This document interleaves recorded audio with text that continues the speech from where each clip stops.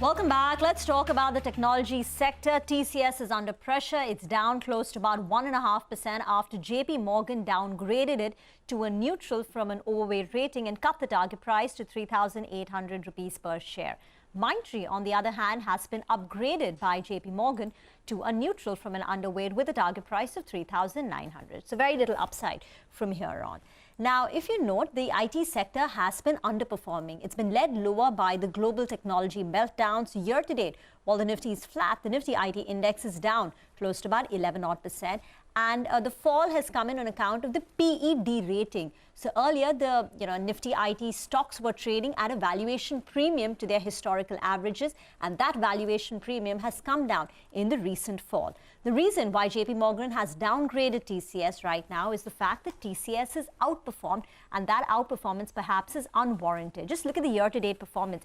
TCS is actually flat, while the rest of the pack has seen big falls of close to about 10 to 20%. And the reason why Mindtree has gotten an upgrade by JP Morgan is because of the kind of fall that they've seen. So Mindtree is actually down 18% on a year-to-date basis. So it's underperformed the Nifty IT. And according to JP Morgan, perhaps the downside in Mindtree is now limited from these levels. So TCS is under pressure, while Mindtree is relatively unscathed in today's level. But let's move on and talk about Castrol. They reported their Q4 numbers. They follow calendar year accounting. The company has reported a revenue growth of 17% on a year-on-year basis.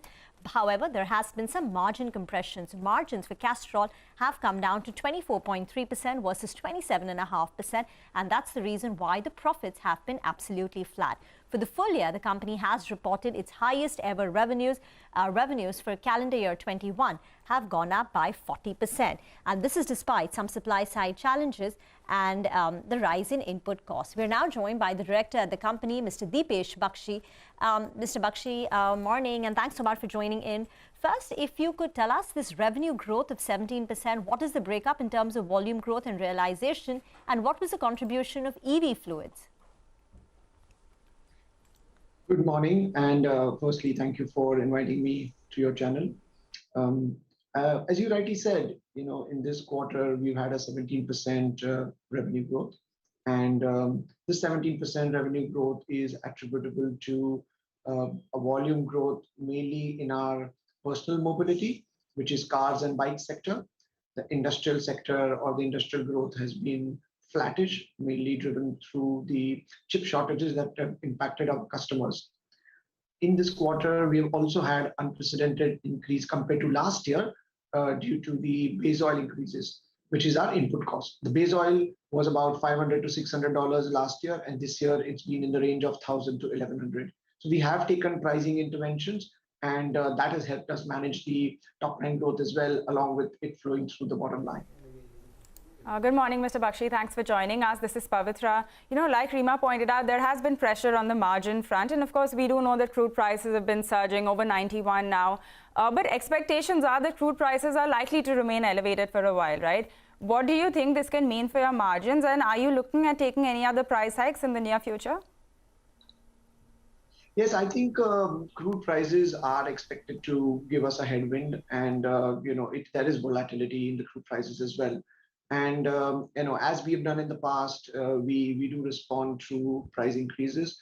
I would just like to clarify that our price increases are more strategic in nature. We try not to look at just a quarter, but try to look at more medium term and longer term so that we make adjustments into our portfolios. We also then manage it through launching right products, new products in the market as well.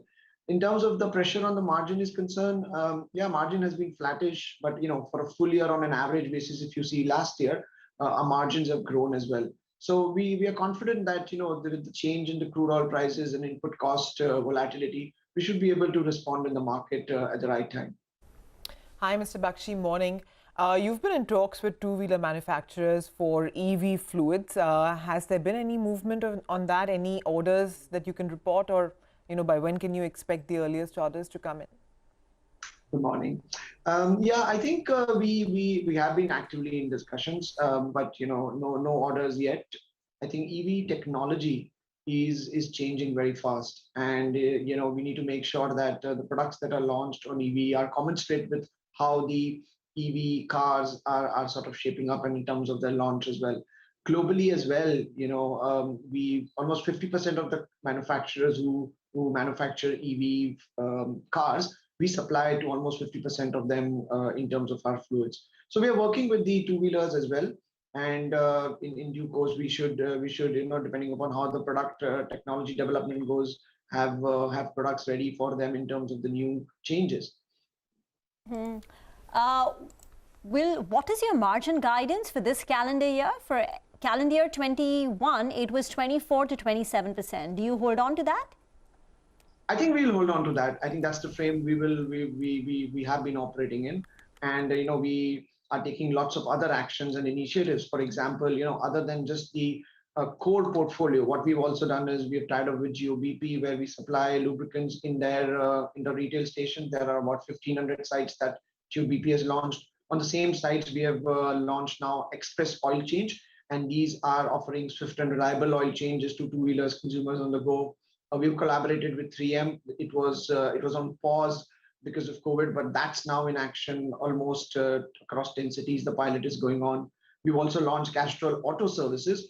These are multi-brand car service workshops, and we have almost 100 sites now in India. So I think overall basis, we are continuously looking to future-proof our business. I also spoke about EV, and in fact on EV, on car manufacturers, the electric vehicles, four-wheelers, we have arrangement with Tata Motors and MG Motors, and then they have a substantial market share of the current EV sales as well.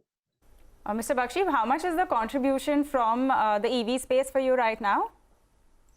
It's very small right now. I think it's very, very early days. Okay, and how much do you see it scaling up to? Do you have any estimates of that? Yeah, I think it's difficult to give the estimate, and I'll tell you why. Because total EV sales in terms of four-wheelers itself is like less than 0.5% of the car park, right? And obviously the fluids then that go into that is much lesser than what a normal lubricant or engine oil goes in. So I think it will take some time for EV as an industry and EV lubricants to sort of come in. But I think what is more important is how do we sort of work with our OEM partners to make sure that the product are actually future ready, they are contemporary, and they evolve with the technology that EV vehicles are going to be in. Just want to get some numbers in. What was the contribution from EV fluids to your top line in Q4 and the whole year? Oh, as I said, I think it's very small, very, very small.